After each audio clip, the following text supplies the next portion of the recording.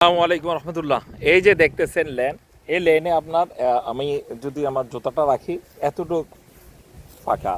আপনি যদি খুলনা যান, বাঙ্গা থেকে খুলনা রাস্তা পর্যন্ত তারা আলাদা একটা লেন আছে যেটা সিএনজি জন্য বরাদ্দ করেছিল, এটা প্রশস্ত করেছিল।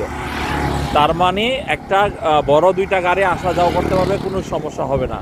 অথচ আমাদের এটা আমি যেখানে দাঁড়িয়ে আছি এটা হলো কুমিল্লা এবং ব্রাহ্মণবাড়িয়ার বিশ্ব রুট বলা হয়। তবে এই যে রাস্তার অবস্থা দেখে আমি কখনোই বলতে পারি না এটা একটা বিশ্ব রুট। এটা আমি বলতেই পারি না এটা একটা বিশ্ব রুটের রাস্তা, এত চিকুন হয়।